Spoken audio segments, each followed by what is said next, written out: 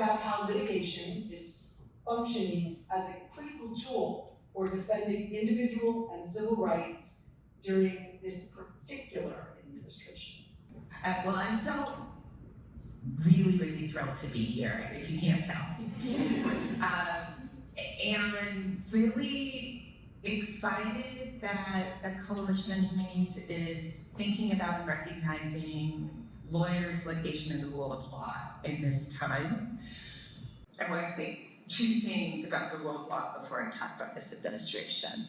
So here's what happens if you don't actually, and we've been thinking a lot about this, if you don't actually have the rule of law in place, there is something that will take its place.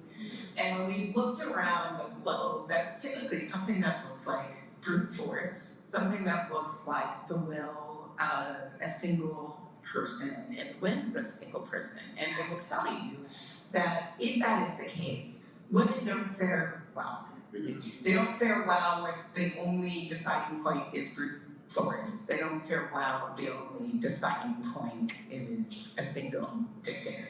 But that has been consistently true around the world. And so that's one way to think about that, not just from the dimension of gender. That's true if you look at hierarchies around race, around those who are disabled, around the LGBTQ population. And so when you think about what is at stake around whether or not we have a rule of law that is consistently applied, it's a lot to fight for. And so at the Law Center, along with a lot of organizations, we've been fighting for it. We've been fighting for even that very idea.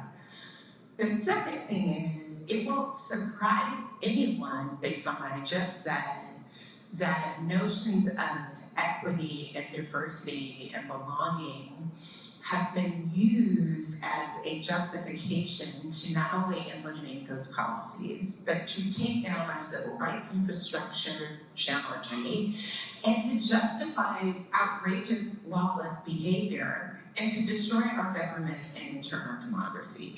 In other words, the idea is that people in this country, that you can count on people in this country hating so much the idea that some folks might have opportunity, that they are willing to maybe trade off their own freedoms, maybe even their own government, maybe a democracy, if there's something to be done about it. So pushing back on that notion through the law has been important. And then the last thing that I will just say is that, and many of you probably, if I ask, raise your hand in this room if you've been frustrated by a Supreme Court decision in the last year. Last week. I join you. But here's what I will say about that and about litigation. And that is, I've never thought that in the end the Supreme Court will save us. That's not what this is about. But it is the case that what we have seen these last 6+ months, and that's all it's been now, is that through litigation we have been able to slow things down. We have been able to stop harmful things. We have been able to ensure that people have access to resources that are providing direct services in our community.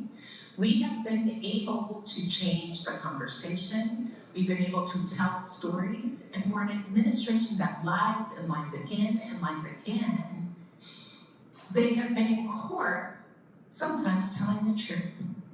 And for those who are unwilling to tell the truth in court, there are consequences that don't necessarily apply for this precedent that happened in court when they lied to a court. So for all of those reasons and more, we have invested in a litigation strategy, but it cannot operate on its own. It is one pillar in a broader ecosystem that we are going to need to use, rely on, and push in this time. And so maybe everyone needs a gold star because you are all part of that fight. But I'm glad we have been able to invest in it at the Law Center. Very good.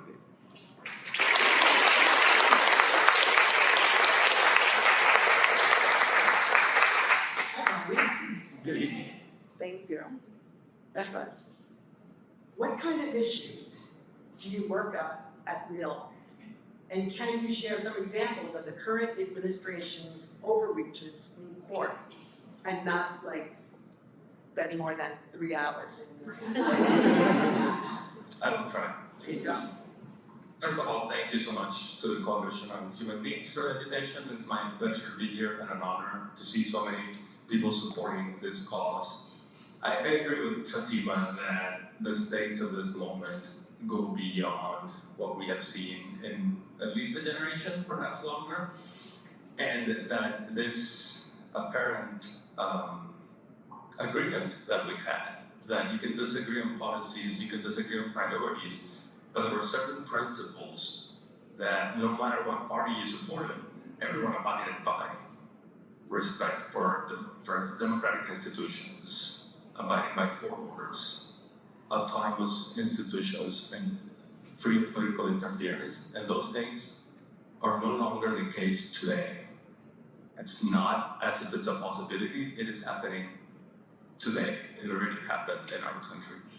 And at the National Immigration Law Center, I'm the Vice President of Litigation, and we have a policy team, a communications team, and a campaigns and strategy team that work in collaboration on a multitude of issues, including access to healthcare, access to education, workers' rights, preventing and fighting back against abuse of enforcement practices, and most recently, we're standing up a body of work at the intersection between immigration, immigrants' rights, and democracy defense. Because if you pay attention, every single court order that this administration has defied and disregarded is in the immigration context. Because on that issue, they feel like they have a blank criminal check. They told the Supreme Court that they could not commit, the Solicitor General of the United States said on the record, I cannot commit to respecting an order from a court of appeals. I thought people were going to take to the streets, but it was an immigration case, and apparently that was not alarming, that led to that. I came to the US as a teenager in the 90s, and all through high school, I did not yet have a green card. I received my green card, like Leo was saying, he remembers the date specifically when he got the citizenship. I got my green card on November 30th, 2000. And that green card meant that I was then eligible for financial aid, so that I could then go to college and get scholarships and do the FAFSA and go through that process. At the time in Texas, there was no Texas Dream Act. And a couple of years later, in 2001, it was passed. And ever since then, students in Texas residents are eligible for in-state tuition rates, regardless of immigration status, if they have resided in Texas for 3 years and graduated from a Texas high school. And you don't think of Texas as the most pro-immigrant state, but that has been the law since 2001. And time and again, the Texas legislature has tried to repeal that law, and they have failed. They have had supermajority control both chambers of the Texas House, the Texas legislature, and they have not been able to repeal that law. This year, it was the same thing. That bill was introduced, and it did not pass.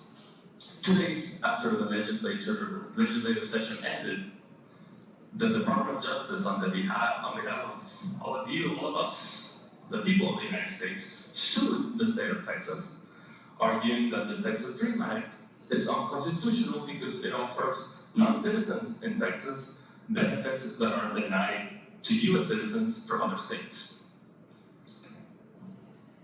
And to anyone who has litigated, you file a lawsuit, it takes a few days or weeks to serve it on the defendants, then you request relief from the court.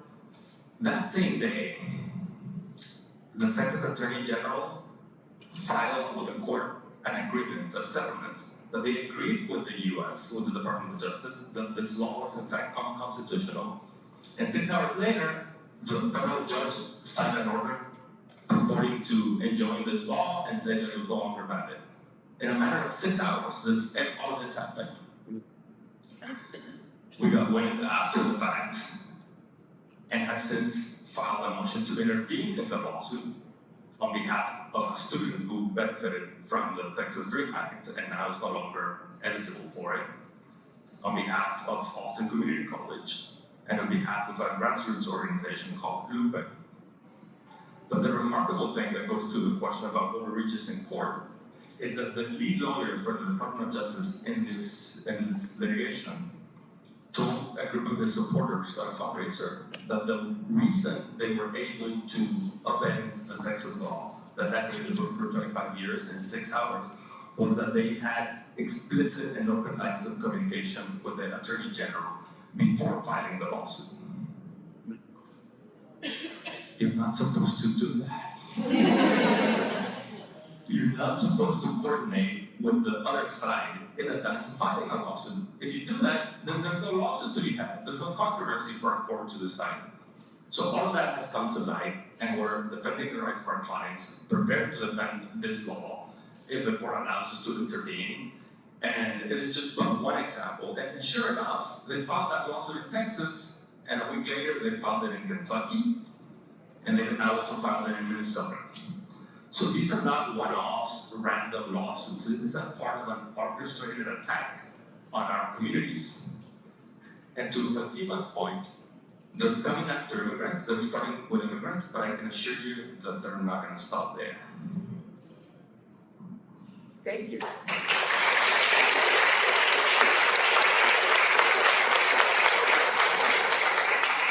So Sarah, NCN has filed several lawsuits against this administration, which I understand is a new way for NCN to operate.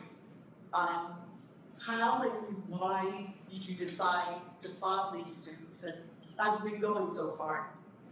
Thanks for that. Thank you so much for having me here. I love all the work that CHN does, and I told every Wednesday call it's incredibly helpful for me to my work.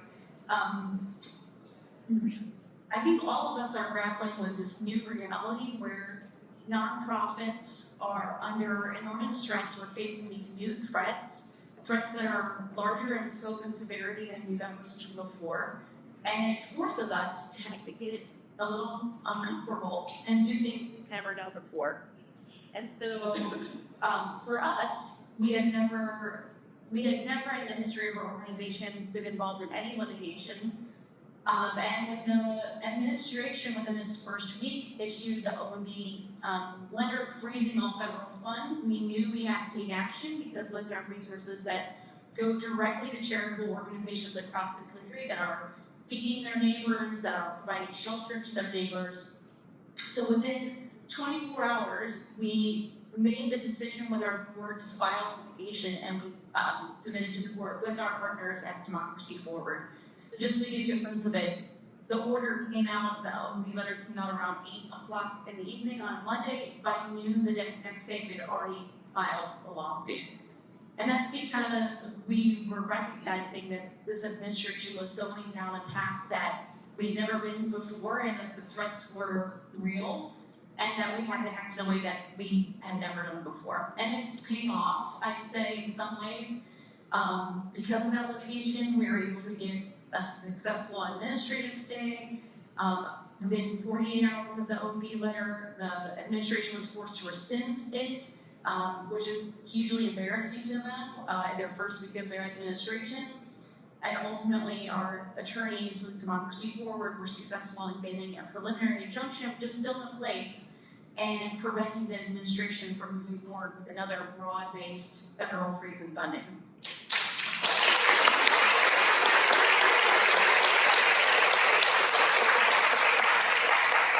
We've also filed other litigation when it came to requiring the administration to spend down environmental dollars from the Inflation Reduction Act and bipartisan infrastructure bill. That also has resulted in a preliminary injunction to our partners in Democracy Forward, and we're looking for more litigation opportunities going forward. I will say though, it is a rude awakening, I think, to some nonprofits that this is a new way that we have to do business, but it requires a lot of bravery and a lot of steeling of our spines.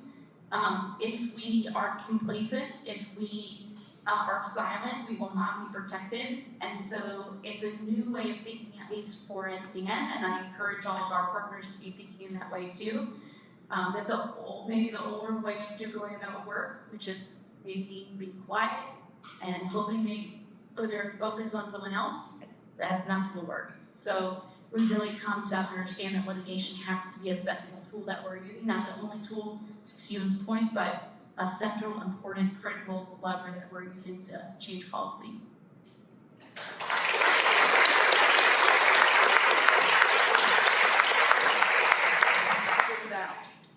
Sarah, what are you hearing from nonprofits all across the country?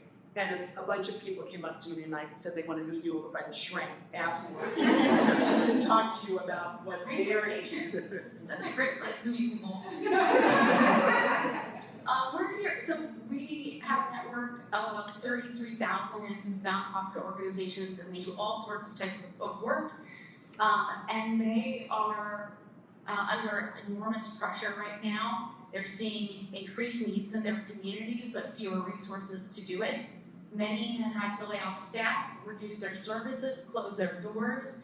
And once that infrastructure is gone, it is incredibly difficult to rebuild it. The Chronicle of Philanthropy, for example, has said that we've lost 20,000 nonprofit jobs just since the start of this administration. And those are people typically on the front lines in our communities who are doing the day-to-day work, providing essential services to our neighbors, and they're not there. I think even more than that, nonprofits are really concerned about being targeted by this administration, about political retribution. Many of them are still reluctant to speak out against wrongful policies. I'm hoping that we see that change, but it's this rhetoric of painting nonprofits as political entities that need to be fought is spreading. So it's not just the president and his administration that's doing it. We're seeing committees in Congress launch investigations into nonprofits for doing lawful work of serving immigrant populations, for example. Not because they're doing anything illegal, of course, but just because their work is counter to this administration's goals. So there's enormous fear. But I'm also seeing at the same time a willingness to build new relationships and partnerships with new partners. For us, for example, Democracy Board, there's a new relationship there, but also engaging more with people who do work around democracy building and strengthening and rule of law, right? Those are partners we didn't have before that we're finding fellow good fellows with because we're on a joint mission. And I think that's happening in communities across the country in nonprofits. Oh, thank you.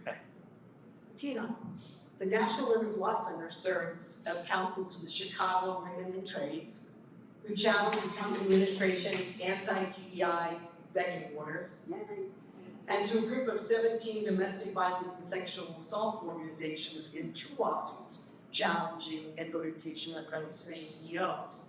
You want to talk to us about those challenges? Yeah, and I would start with the fact that National Women's Law Center has been longtime partners of Chicago Women in Trades over the decades. They have done extraordinary work in that area to ensure that women have access to jobs that are high wage, high skill, and fields where they're giantly underrepresented. And that goes to the point of what these DEI orders are about, right? They are about ending opportunity, they are about ending civil rights enforcement, they are about ending inability to do anything to address the pervasive harassment that happens in construction and manufacturing, which is exactly what groups like Chicago Women in Trades do.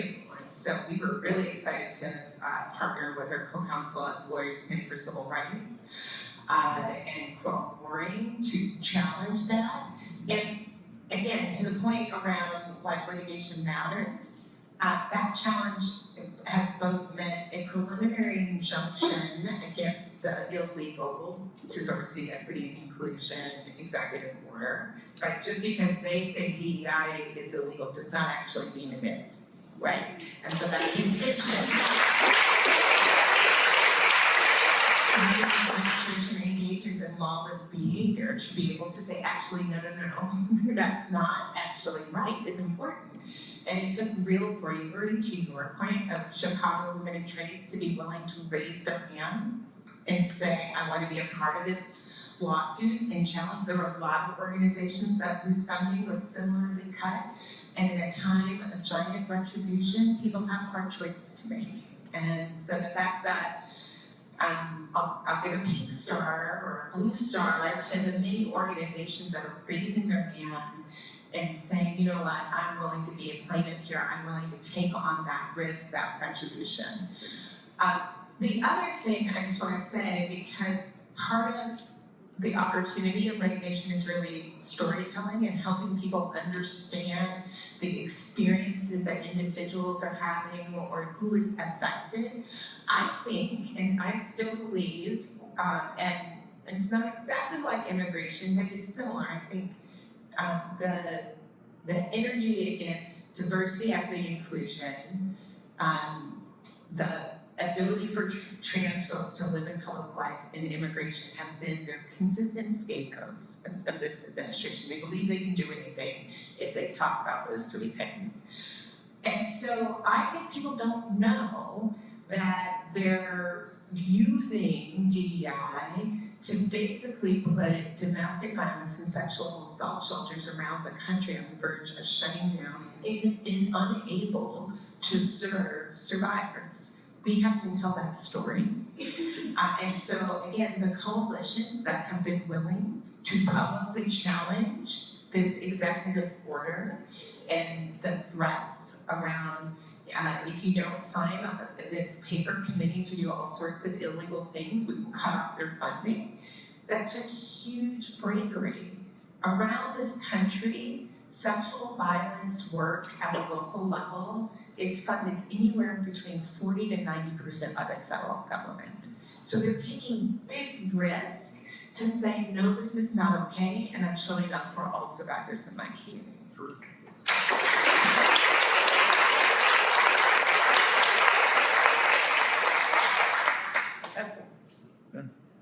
Teaser alert for your book.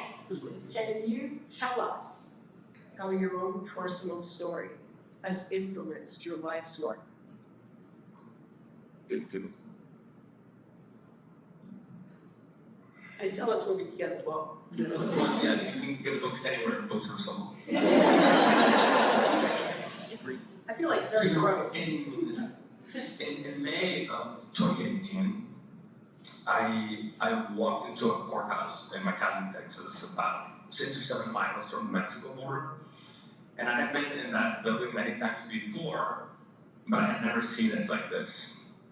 The room's about half the size of this room, and there are benches for the public to observe proceedings. But that morning, it was packed wall to wall. People looking tired, sleep deprived, shoulder to shoulder, cramped on benches. Those were immigrants who had crossed the border a day or two before and were now being charged with the misdemeanor of crossing the border without authorization under a policy of the first Trump administration known as zero tolerance. And that misdemeanor, by the way, carries the same penalty as running a stop sign at the Pentagon. $250 and up to 6 months in prison. But everyone who pleads guilty gets time served, meaning you get to go home. Except what was happening back then is that anyone who was traveling with a child was having their children taken away from them. And that first day, I asked if anybody had been traveling with a child, and 5 parents struggled with their handcuffs to raise their hands. And I had the conversation with them, explaining to them that I was not their immigration lawyer, I was not their criminal defense lawyer, but I was a human rights lawyer trying to find their child. And they gave me their name, their date of birth, and their country of origin. I could try to find the child, I could try to arrange for a phone call. What was heartbreaking about those conversations is that most of the parents thought that their son or daughter was at the Border Patrol station where they left them that morning or the night before. And I had to break it to them that they were probably not going to be there when they returned that afternoon, that they were at a shelter where they were being taken by a different part of the government. And over the next few weeks that summer, we interviewed nearly 400 parents in one city alone, one courthouse out of 19 across the border. But what I didn't realize, and what would take me many months to realize, is that but for 20 years and different policies, I could have been one of those children separated from my parents. When I was 9 years old, growing up in Mexico, my dad came to the US in search of work. He had been a truck driver in Mexico, and he found a job as a school bus driver. And for the next 4 years, he was in Texas, and my mom, my siblings, and I were in Mexico. And we would see him once a month when he could visit. But he wasn't there at the dinner table every night, or for school function, or medical emergencies.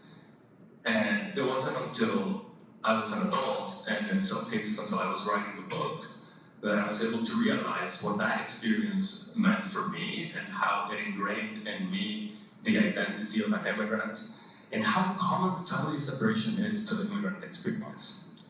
Because if you think about it, migrating by definition entails separating yourself from something. Your home, your community, often your country. And in many cases, it also involves separating from a close one. It's not always a parent or a child, but a loved one, a relative. And having written the book, which describes my own experience and the experience representing the separated families in 2018, I've learned how common that is to the immigrant experience in this country. And migrating, moving across the earth, is the most human of all things. For thousands of years, human beings have been moving across the earth looking for one of two things: safety or opportunity. And no matter how tall a wall they try to build, humans will continue to move. It's the most natural act. The work that we do at Milk is guided by a commitment to the communities we serve, and this very basic idea that the place you are born should not determine your fate in this country. It's that simple. That's all we're trying to ensure. So I thank you all for being here. Sorry that I rambled on for too long. Thank you for your support, and I look forward to meeting thank you.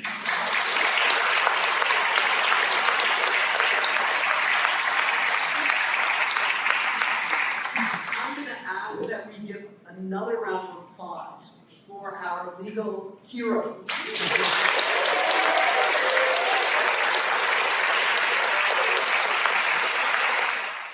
And while we're especially highlighting the work of those taking powerful lawbreakers to court, we know we must all join with them. We celebrate and support the legal justice champions. They are protecting the rights we're afforded in the Constitution. And so, in keeping with CHN's aforementioned extremely literal approach, we present first to our panelists and then to all of you, you cherished heroes, a very practical way to help protect the Constitution. And it is the Constitution Cozy.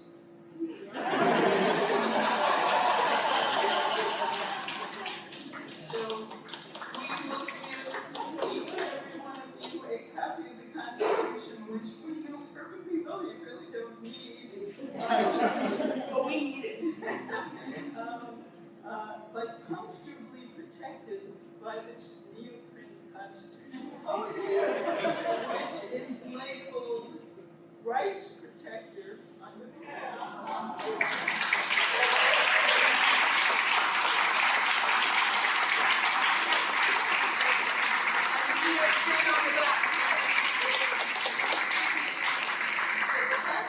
But wait, there's more.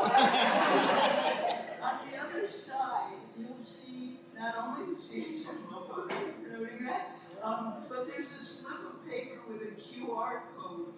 And if you click on it, which won't be very convenient for you to do right now, I suppose, but you'll hear what you're hearing today, all that applause, and it's, but it's gonna sound kind of like this.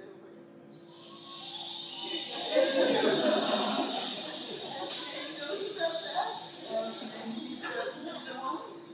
But in this case, everybody will have one when you walk out to show some more.